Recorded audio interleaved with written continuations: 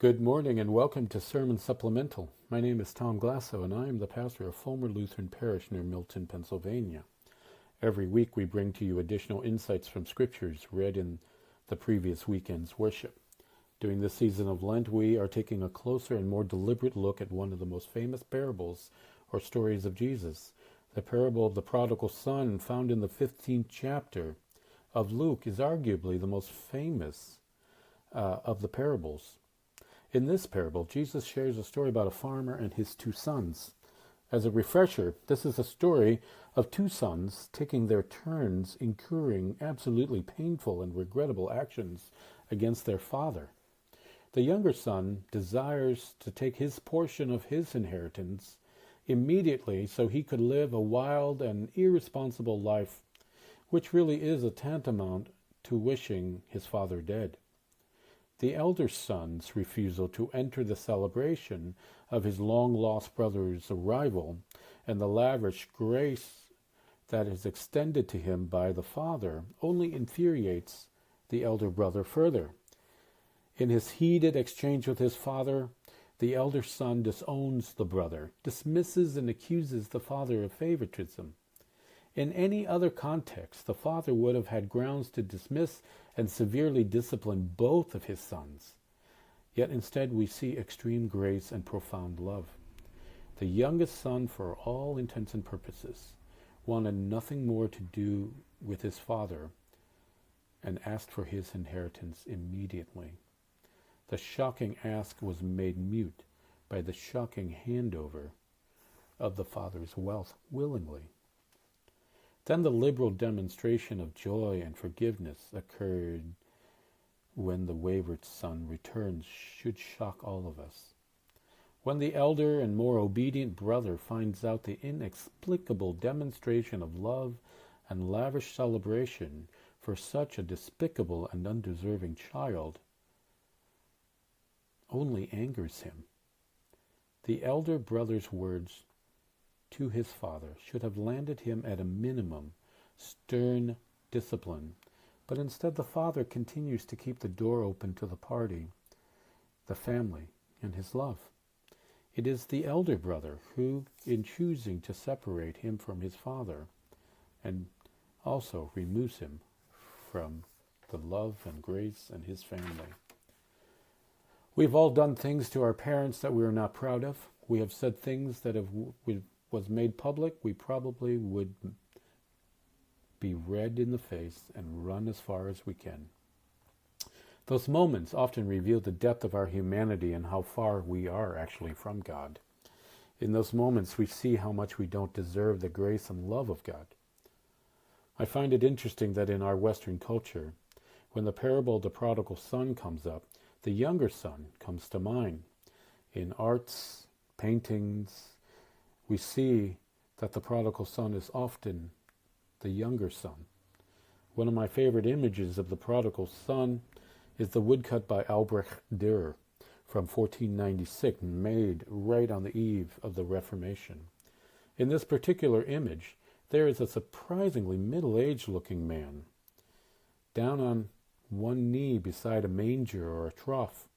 The pigs and piglets in the image are visibly enjoying themselves, eating the swill, while a rat is luxuriating itself on a pile of hay behind the eating scene. The man is down on one knee with his hands clenched together in a posture of prayer. The man is looking at the sky just beyond the houses of the village with a wistful look and a hint of regret. Yet I don't know of any image of the elder brother in any art scene. Yet I think most of us are more like the elder brother. Most of us live with the desire to live in an orderly world, filled with sensible laws and rules that keep us on the straight and narrow. We often don't like change and disorderliness. Just ask any pastor who tries to change how things are done in church.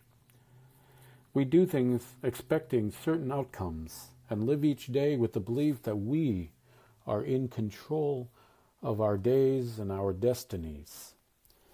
And yet when that doesn't happen, we start to get upset We lose sight of what we are living for, get desperate sometimes, and even maybe go off the straight and narrow. Our nation is replete with examples of people doing crazy and horrible things because of their lives haven't panned out the way they had expected or hoped for. We are more like the elder brother than we care to admit, yet the vast majority of us are exactly that. Sadly, though, the elder brother often misses the amazing part of the story of the prodigal son. The most profound thing to occur in this story is the unbounded love of the Father and the depth of his grace poured out on both his sons. Neither sons deserved that, but only one son experienced that grace and love. Neither son should have been invited to the party, but only one son accepted the invitation, and it wasn't the elder son. This parable is about the ultimate and profound depth of God's love through Christ poured out on all of us. It is about a love that has no limits and a grace that is matchless. Yet the elder brothers of this world rarely understand it. So many of us simply can't understand the undeserving love and grace, much less live in it. Elder brothers often focus on the black and white aspects of faith. If I follow this rule, if I am good, I will be saved. If I say this in church, sing this hymn, pray this prayer, attend church every Sunday, I will be a good person and I will get to heaven. I find that the elder brothers of our lives are the ones that tend to focus on condemnation, hell, salvation, being right, and perfection. As a pastor, I hear questions that reveal to me the elder brothers among us. Questions like, is there a hell? I always question back in response, does there need to be a hell? Does it matter? Are we living to share the love we enjoy in Christ with others? And if we love our neighbors as we love ourselves, does hell really matter? We normally don't condemn people we love. Another question that breaks my heart is, what must I do to be loved by God and keep that love? The reality is that God's lavish attention on us, like the Father's attention on the returning younger son, and his continued invitation to the elder brother, should clue us in that God's love through Christ has no limits or even entry fee. We don't need to earn God's love. We don't need to ever feel like we need to deserve God's love or stay always in his good graces. To prove that, think of the prostitute that was about to be stoned in the Gospels. What about the thief on the cross beside Jesus, who really deserved death? Or the money changers that Jesus ate with? What about Zacchaeus? To live in God's love and grace is to luxuriate in the knowledge that God through Christ loves us in profound ways that we can't imagine or begin to fathom. Instead of focusing on whether we deserve that love or grace, or whether someone deserves that grace, why don't we put Christ's greatest commandment to use and love them anyway?